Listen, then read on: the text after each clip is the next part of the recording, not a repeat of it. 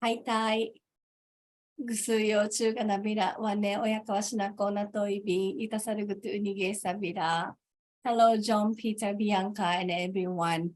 I did a greeting in Okinawan language to share our perspectives as Indigenous people. Since Chobi-san talked about militarism situation in Okinawa, I'm going to talk in terms of Indigenous people's perspective and share our activity as Axios, our organization.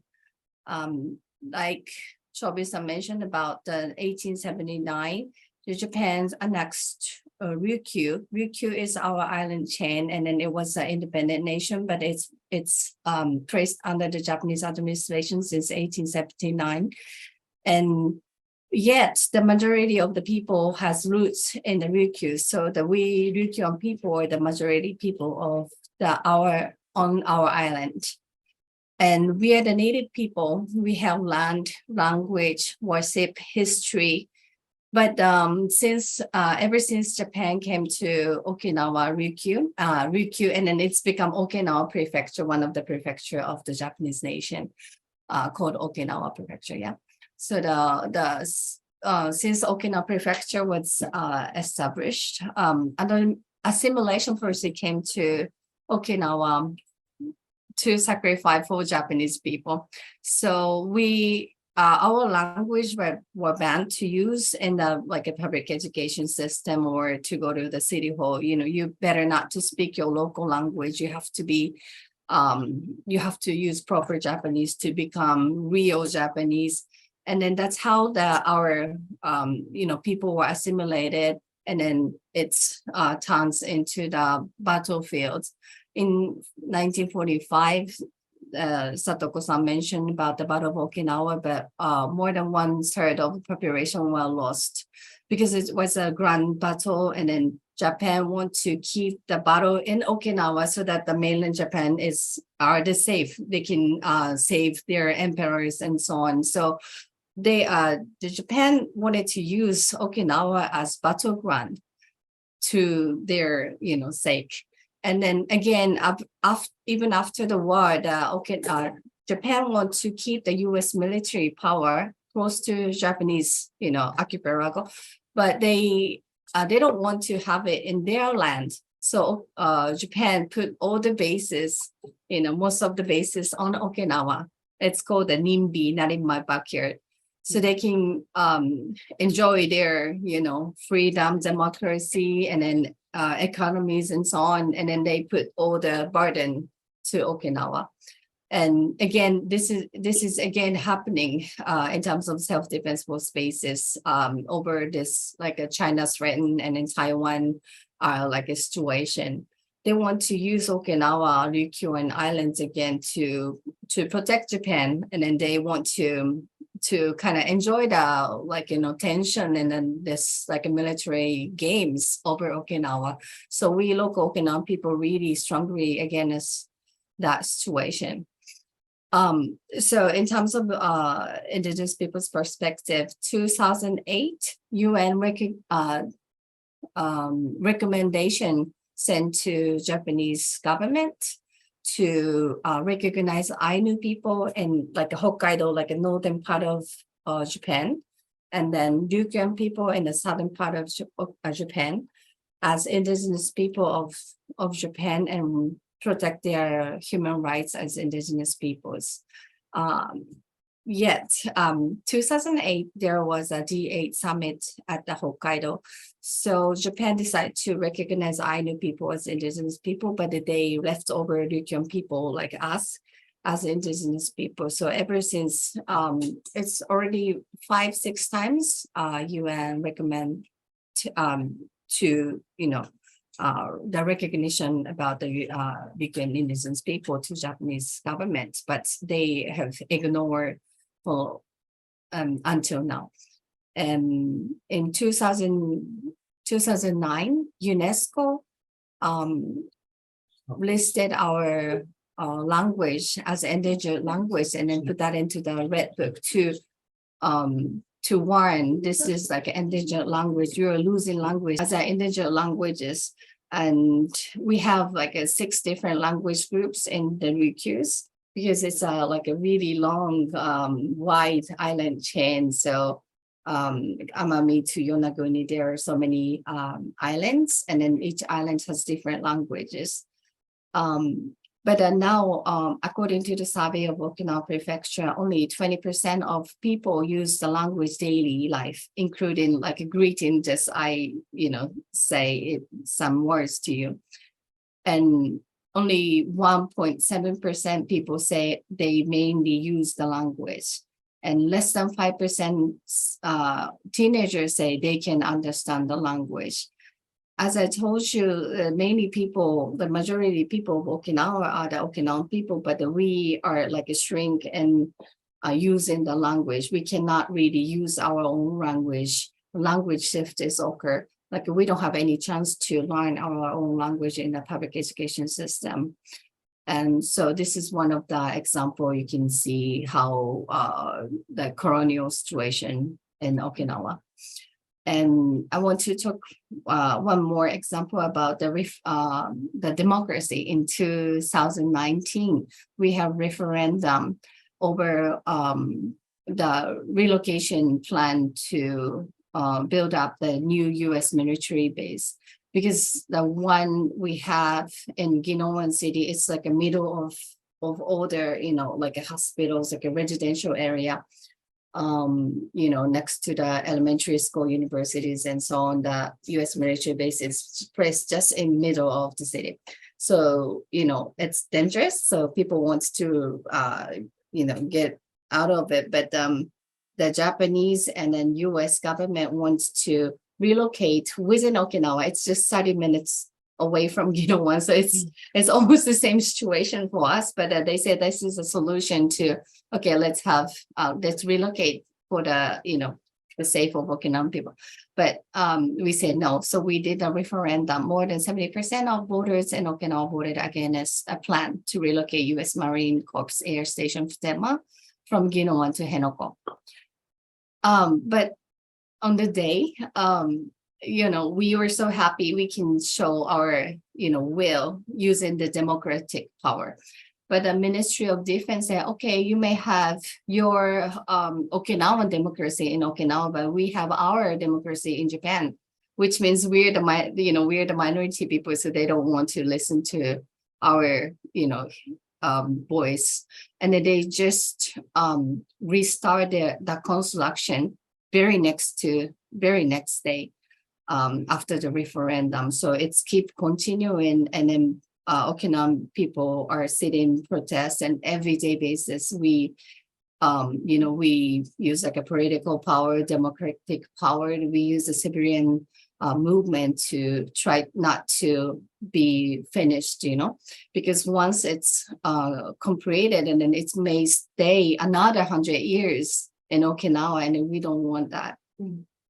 And so that we see like a dual colonialism, like Japan, US has like a win-win relationship over Okinawa, and we're really concerned about that. So this is a picture of me speaking in an UN building in New York. I'm the member of Axios. Axios is Association of Comprehensive Study for Independence of the Ryukyuan people. Ryukyuan people means like Ryukyuan people, Okinawan people in like old words. And so that we want, it's established in 2013. So this is 10th anniversary this year. And we were talking about self-determination, demilitarization, decolonization, and then independence of the Ryukyuan peoples. So one of the activities, like we send our representative to the United Nations. And if you go to the website, that you can just put the axios.org, and then you can find our website, and all the reports we have published are located in the website. So I just lead some of the activity we sent reports to, and then attend forums of the UN. So I just share a couple of it. a report by Access for the OHCHR, Office of United Nations High Commissioner for Human Rights, and United Nations Human Rights Council. And sometimes once we send message on the treaty on the prohibition of nuclear weapons, and then we attend a permanent forum on indigenous issues, and then we went the session of expert mechanism on the rights of indigenous peoples. And last year we speak for the special rapporteur on toxic. Chobin-san talked about the PFAS water contamination situation, and that's affect 450,000 residents of Okinawa. It's literally contaminated. The tap water is contaminated, but we can even go into the military base to do the survey, and then U.S. government just ignore, and then Japanese government ignore as well. So we have nothing to do. But the local citizen group, ask for the university or some like other research companies to do our own weights to collect data to show how contamination is really affecting our daily life. So we don't want our lands are used for the military activities, which killed the military is killed our families and ancestors. So we want to continue fight against colonialism and then militarism to save our precious life and then our nature.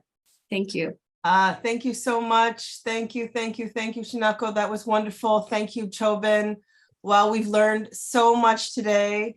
It's so important for us to understand the impacts of militarization, the current state of the military buildup that we're seeing as well. We don't have enough conversations about this. And I so appreciate hearing the indigenous perspectives and better understanding the historical colonization, oppression, threats to language and culture that are being faced, and also the pushback to all of that. So this is the end of our presentations for today. It's been very, very insightful.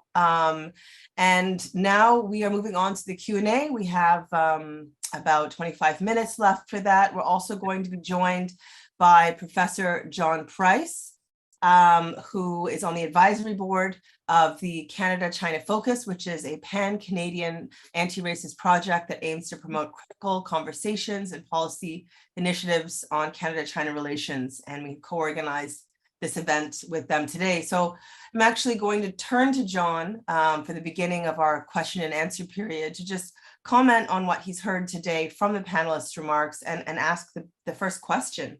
John, welcome.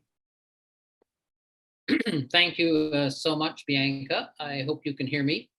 I wanted to express my appreciation, my deep appreciation for you having organized this webinar so that we can join the two sides of the Pacific in this conversation.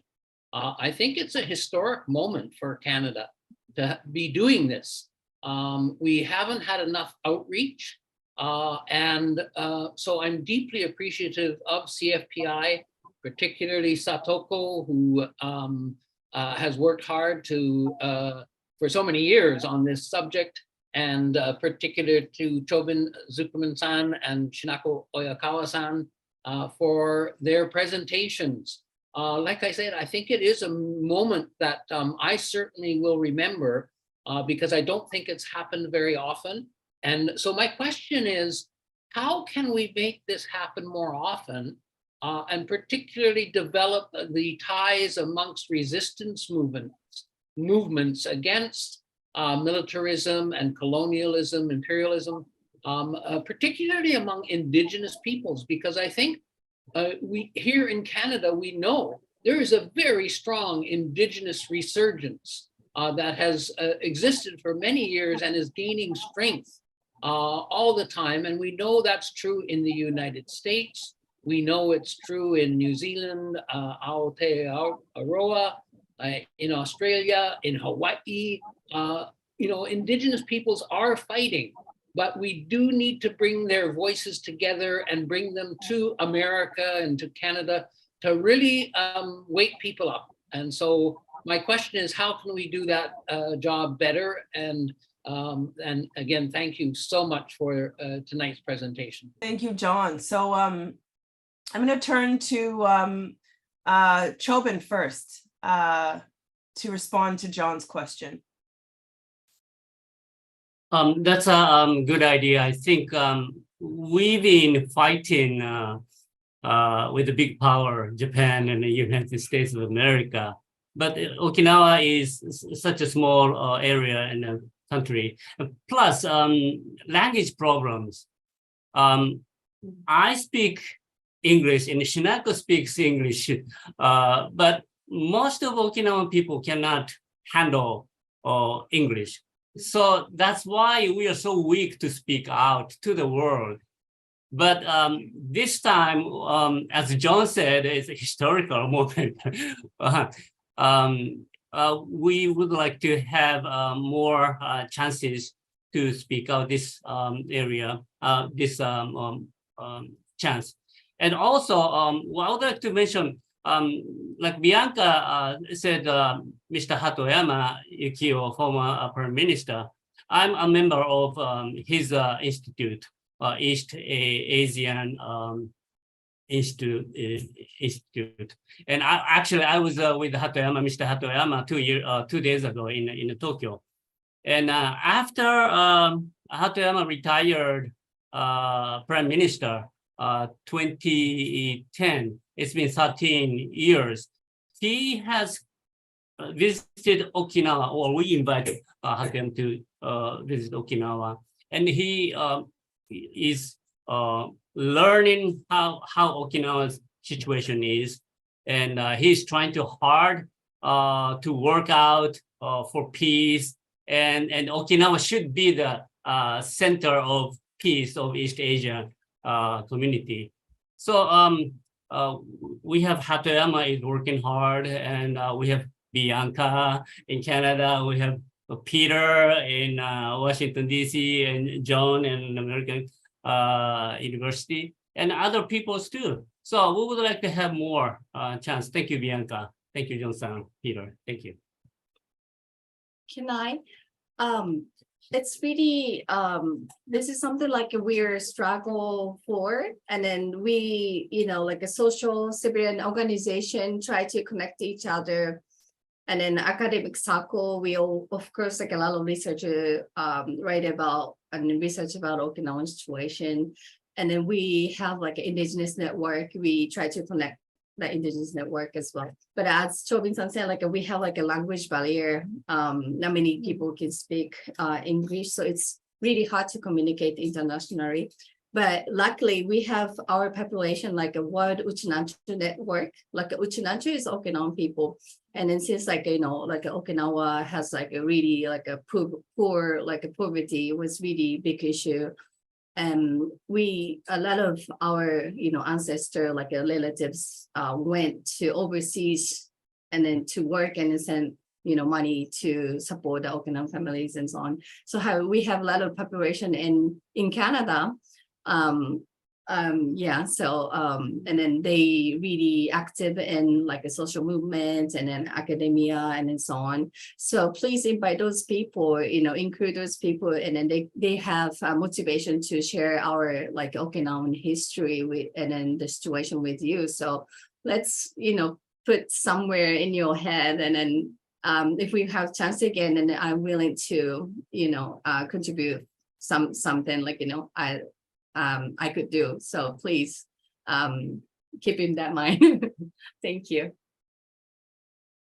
Thank you, Shinako. We have a question from Kathleen, who wants to know about the increasing climate crisis. Will the increasing climate crisis disrupt war plans? I'm wondering whether one of our panelists could comment on the intersection between militarism and the climate crisis. Peter, do you have any thoughts on this? Militarism, climate crisis as it relates to Okinawa? We know that several U.S. bases are threatened by rising waters. The problem is the U.S. has about 800 bases around the world and is actually accumulating additional bases.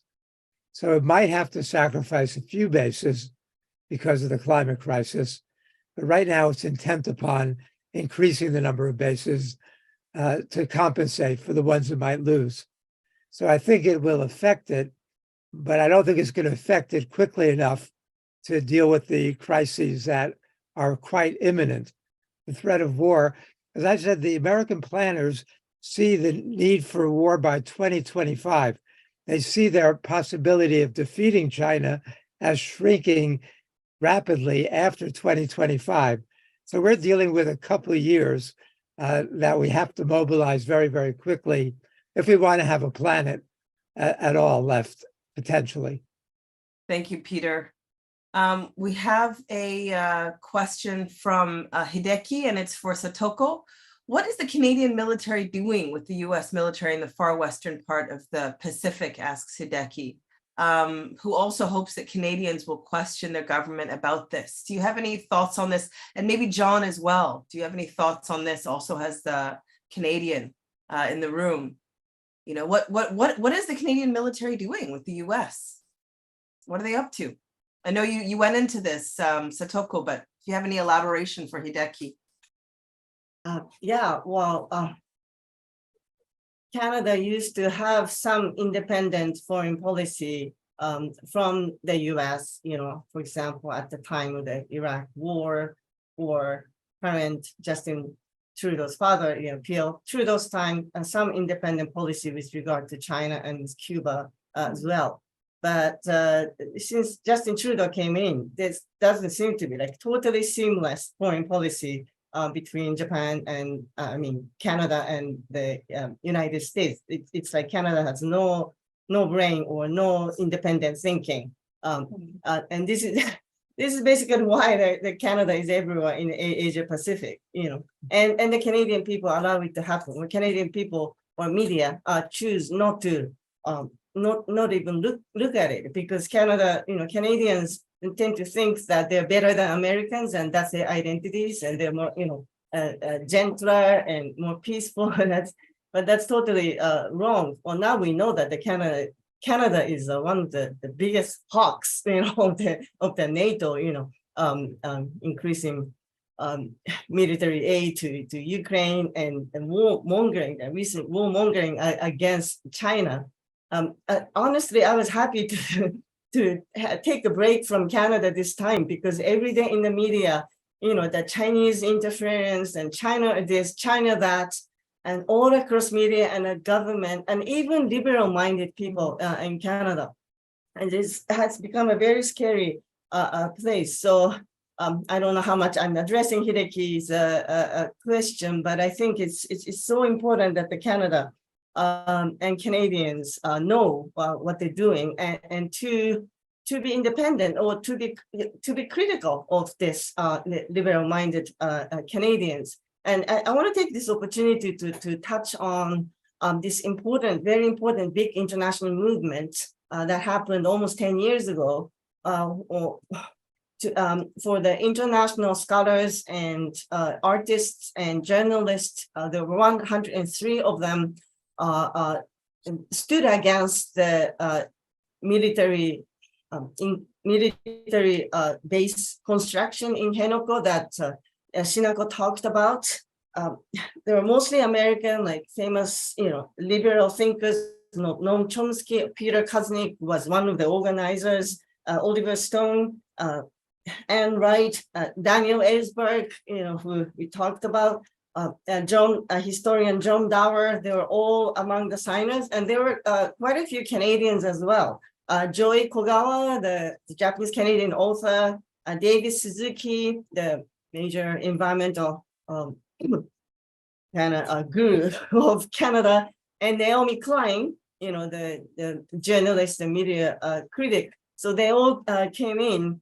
And as Shinako said, there were quite a few Uchinanchu, Okinawan Canadians as well. There's a community in Vancouver, Montreal, and there's a big community in southern Alberta as well. There's a rich history of Okinawan immigration to Canada. So I think, so that statement really drew a lot of attention across, not just Okinawa, but across Japan, but of enormous appreciation of among within Okinawa, that action actually received a major award from Ryukyu Shimpo, the Okinawa newspaper, Ikemiyagusuku Shuri Award 5 years ago. And it just shows what Shinako and Chobin said, that how desperate and how much we need international support, and we need to overcome the language barrier. And I'm just hoping that the Canadians will take more interest and more actions in this international solidarity. Thanks. Thank you so much, Satoko. John, do you have any thoughts on that?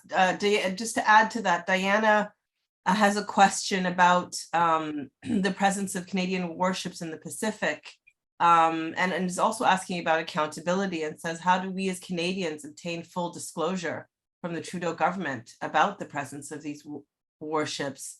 John, do you have any thoughts on that and on the issue more broadly? Thanks very much, Bianca and Satoko. I thought did a great job elucidating some of the issues. I too get very tired of the anti-China demonization that's going on in Canada. It's reached fever levels. It's extremely destructive, and that's one of the factors that is affecting the discussion about Asia right now. The fact that the media is owned, the mainstream media is owned by conservative capitalist organizations who are promoting the war agenda. The problem is amongst alternative media, alt media that is on the left, they're not used to dealing with Pacific issues. They've been able to comfortably develop their presence looking at international issues. And that's why I think, Bianca, your program tonight is so important, because it shows the path. We're not, because we cannot deal just with issues related to Latin America or Europe or Africa.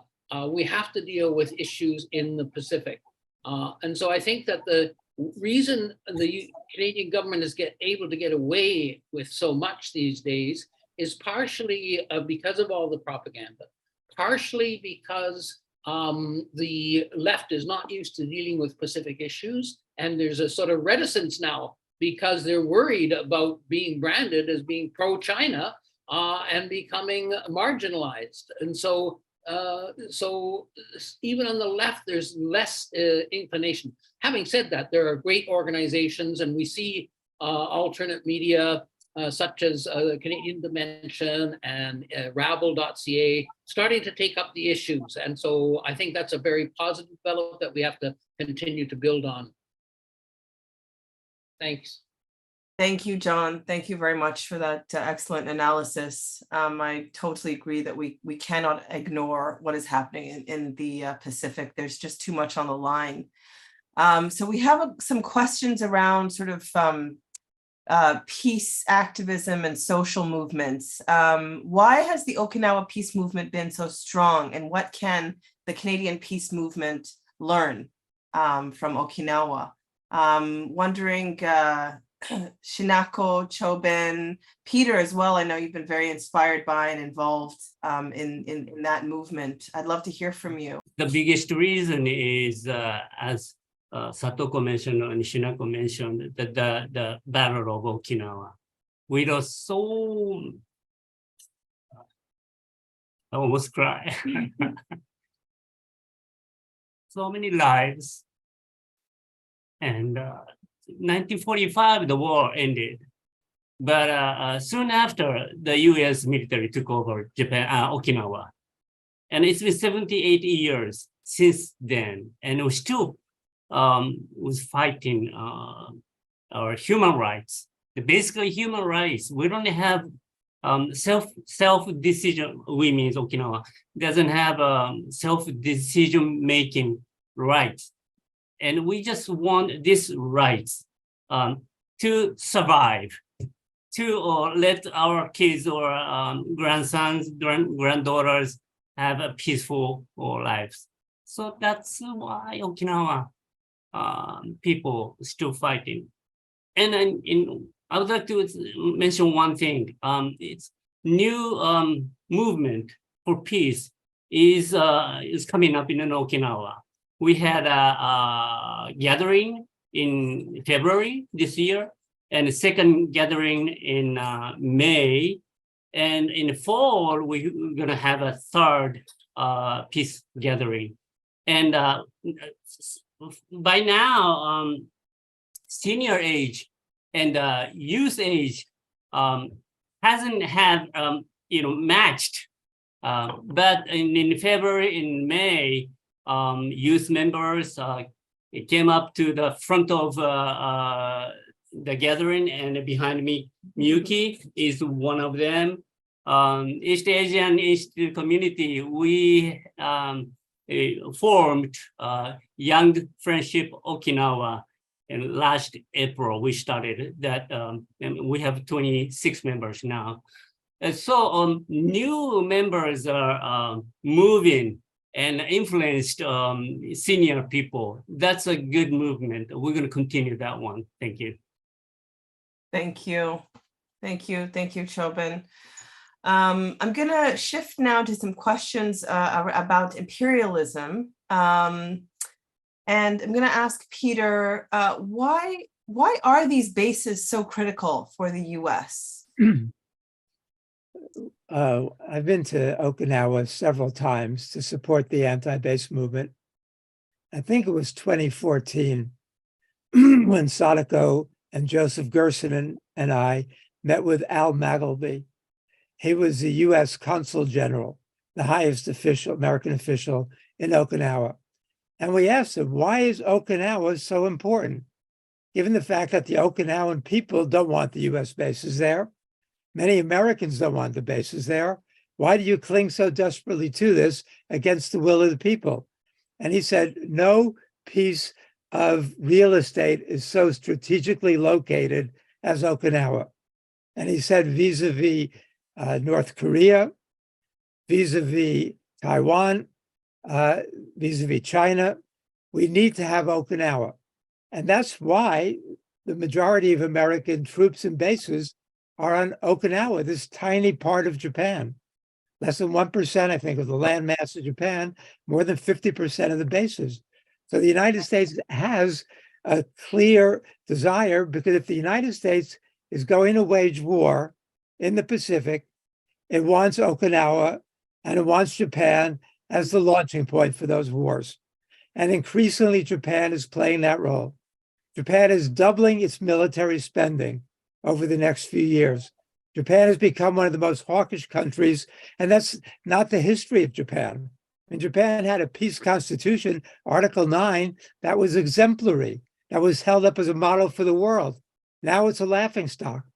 And so Japan is tragic in that way. But I think of something that John was saying about the media in Canada and the lack of opposition. It's interesting in the United States, the one thing you can get Democrats and Republicans to agree on is that China is evil. That we've got to arm, we've got to mobilize against China. And that anybody who questions that is thought to be weak. Biden is scared to even question that consensus because he'll be attacked by people within his own party as well as by the Republicans for being soft on China. We know that history. We know how that worked during the McCarthy period. We know how that worked during the Cold War. And we've got the same mindlessness. Earthquake is happening.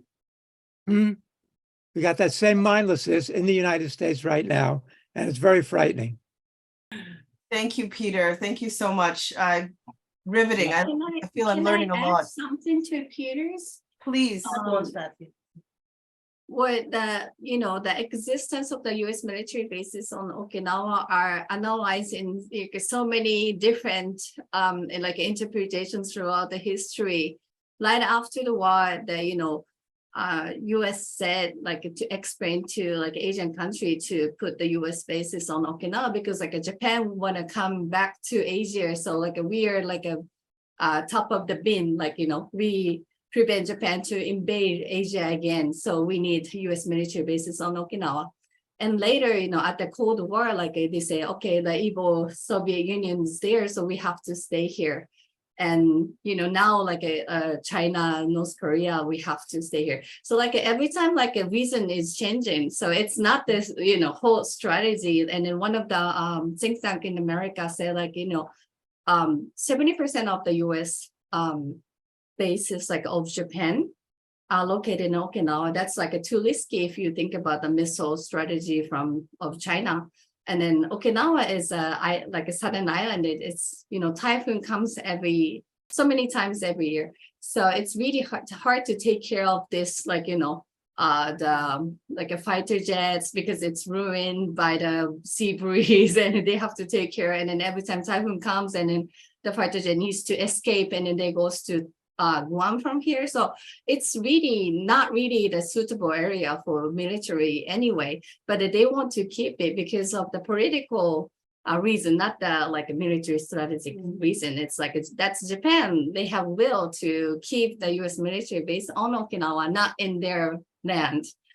That's like a main reason, like even the United States like a military say like, okay, we can relocate them to anywhere in Japan, but because it's all the same, it's close, enough. But the Japan said, okay, not in mainland, because there were some places like cities were picked up and then they wanted to discuss about that, but the Japanese government politicians said no, within Okinawa. So that's how this like a Henoko relocation was planned.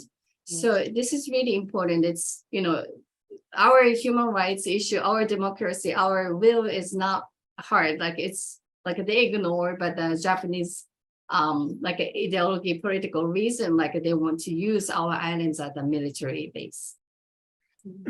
And this has been especially a problem beginning with Abe and then continuing since Abe. And there's been, as you know, better than anybody, how much resistance the Okinawan people have put up against that. Shifting from Futenma to Henoko has been opposed. Sadako and I have been out there on the picket lines and with the protesters. They're very brave. Even old people getting arrested regularly, resisting the Japanese police and the US military. But it's not widely known in the United States, sadly. We've made an effort to communicate that to the American people, but what we're up against is a media that won't even mention these issues. A media in which I do more than 200 interviews around the world, TV interviews every year, all over the world. Can I get on mainstream media in the United States?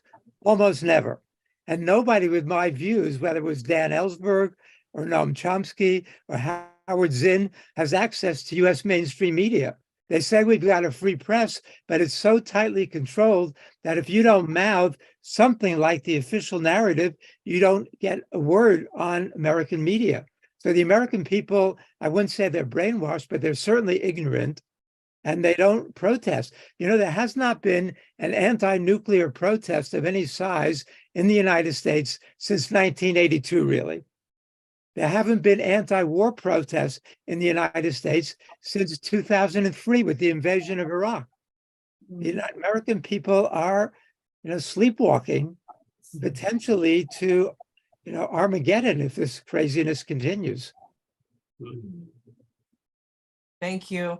We actually have, I'm only going to take one more question because we have pretty much run out of time, but we do have a question from Yuri who wants to know why there isn't more popular opposition against the pivot to Asia like there was with the Vietnam War. Do people have any insight into that? I mean, I think we've talked a bit about the McCarthyism and the lack of space really that there is for differing opinions. The consensus is not being divided. What are people's thoughts, Peter? Just a couple of quick points. The Vietnam War was on American television every day, and American boys were coming home in body bags. 58,280. Not close to what was happening in Vietnam. When Robert McNamara, the former Secretary of Defense and the architect of that war, came into my class a few years ago, he said he accepted the fact that 3.8 million Vietnamese died in the war.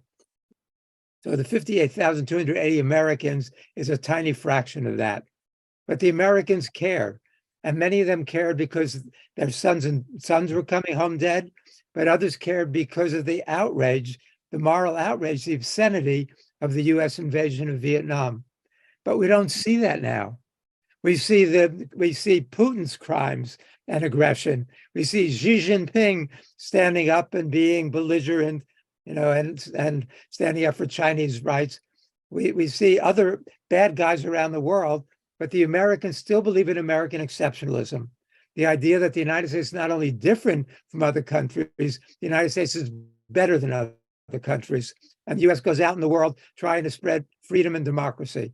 And so it's that brainwashing that comes about that undermines the efforts that many of us make to build those kind of movements.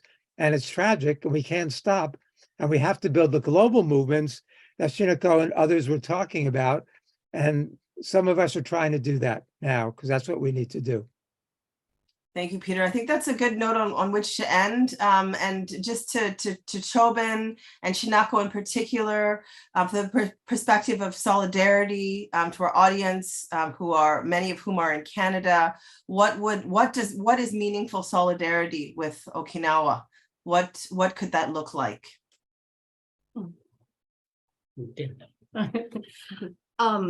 It's really important. We're less than 1% of the Japanese population. So according to Japanese democracy, we're the minority and then our voices ignored all the time. So if we have a solidarity from overseas, like Canada, it's really, really important. And then our voice is heard. And then now we have some next action to take. So it's please, make solidarity and let's move forward for the demilitarization. Thank you. Thank you so much, Shinako. Thank you so much to our panelists. It's been an excellent discussion. I know that I've learned a lot. As John mentioned earlier, we cannot ignore what is happening in the Pacific, despite the difficulty of the propaganda that we're facing and the fear mongering. There really is simply too much on the line. Thank you for joining us. This has been Voices from Okinawa, the role of Canada and the US in militarizing the Pacific. Please do share this event to help with the education and peace work that is so necessary. I also want to draw your attention to the launch of a new learning resource that's been put out by Canada-China Focus in partnership with the Stop Anti-Asian Hate Crimes advocacy group. It's called 1923 Challenging Racism's Past and Present, and it's available as a free printable PDF at challengingracism.ca. If you like presentations like this, please do consider donating at foreignpolicy.ca/donate. Thank you to our panelists. Thank you to Canada-China Focus, World Beyond War, Wilt. Thanks to the audience for your participation and your excellent questions and comments. Thank you, Satoko, also for your important words and also for helping to organize today's event. Thank you, Chobin, Peter, Miyuki, Shinako, for your terrific presentations, and John for joining us. That's it for our program today. Thank you for tuning in. Peace, everybody, and goodbye. Thank you, thank you, thank you. Bye. Bye. Thank you. Thank you.